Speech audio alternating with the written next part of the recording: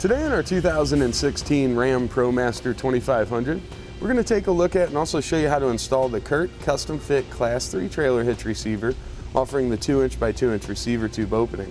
Its part number is C13207. Here's what our hitch is going to look like installed on our ProMaster. As you can see, it gives us a nice solid look. We've got our side plates here. Square tube comes, it's going to meet in the middle here at our receiver tube opening. Now this is a Class 3 hitch, so that gives us the capabilities to use just about any hitch-mounted accessory. Cargo carriers, bike racks, of course, ball mounts. And this hitch is one of the only hitches available for the ProMaster that is actually set up for use with weight distribution. So you can use spring bars or torsion bars with this hitch. Now as far as weight ratings are concerned on our hitch, it's going to have a 750-pound tongue weight rating. That would be the maximum downward force we can put here at our receiver tube opening. And it has a 6,000-pound gross trailer weight rating. That's going to be the total weight of your trailer and anything that you were to load up on it.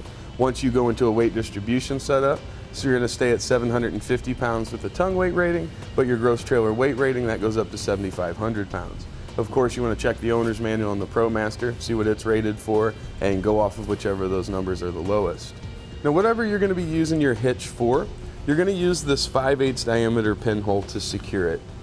You want to be sure to choose a Class 3 rated accessory, and as you can see, there's plenty of room on each side, so whether it's just a pin and clip, maybe a locking hitch pin, or even anti-rattle device that you decide on, there's going to be plenty of room there to use that. The safety chain connection points are going to be right here around the bottom side, rounded steel stock. There's a good hole size there, so whatever type of chain that you want to connect, you'll be able to. Now, a few measurements that'll be helpful in selecting your ball mount, bike rack, or hitch cargo carrier will be from the ground to the inside top edge of a receiver tube opening. We've got about 18¼ inches. Then from the center of our hitch pin hole to the outermost edge of our bumper, it's about 2½. Now to begin our installation, we need to get the square rubber plugs that are in the back of the frame rails removed. Just a screwdriver to kind of get in there. And then we can return these to our customer or hang on to them in case you remove your hitch. We'll do that on both sides of the vehicle. So on the driver's side, we're going to take our shorter 9/16 inch carriage bolt and our square hole spacer block here. We're going to reverse feed it right into that hole. So we'll just put our bolt up in the frame rail, slide our spacer block in place, and then our bolt will just come right back down through there.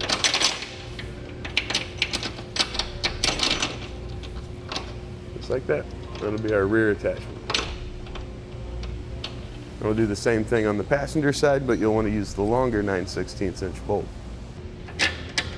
Looks like to get this to seat in here properly, you might just want to use a flat blade screwdriver to kind of slide the spacer block on. Now with the help of an extra set of hands, we're going to get our hitch lifted into position. There's a tab here kind of closer to the front of the vehicle. That's going to need to be positioned over the driver's side leaf spring, and then you want to work that same tab up over the passenger side leaf spring. So we'll place the driver's side up and over there. Bring it back. Then angle it so our passenger side will go up and over. Now we'll start bringing it back here towards the rear.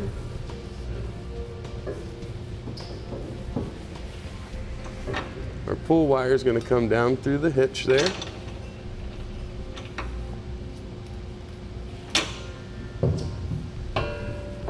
And we'll guide that into position and then push it towards the rear of the vehicle.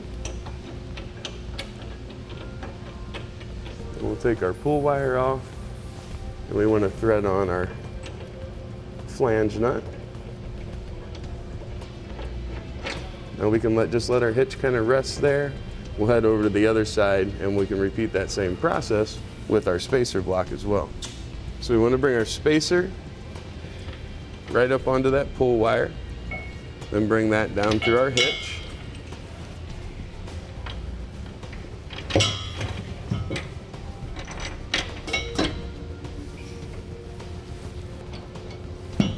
Then we'll let our hitch rest there while we get the rest of our hardware in place. Now we need to take our large 5½ inch bolts, and we're going to pass them through the side plate that's on the inside of the frame rail, right through a hole in the frame. Be sure to have your flat washer on there. Pass right through. On the other side, we'll add on our flange nut. And then we'll do the same thing over on the passenger side as well. Now we need to take our handle nuts and our 1/2" bolts. You can see we've got our washer on there. It's a conical tooth washer. The teeth need to face up toward the hitch. But then we'll just slide that right in the channel so it lines up with our hole and thread our bolt right into that. We'll do the same thing on the driver's side and start snugging up our hardware. Now for our larger 9/16 nuts, we're going to need a 7/8.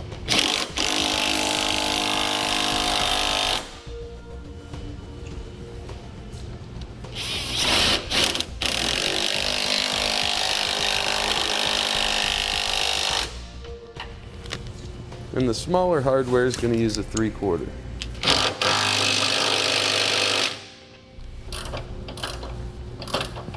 All right, with that snug down, we'll go through and torque everything down to the specifications which are listed in our instructions.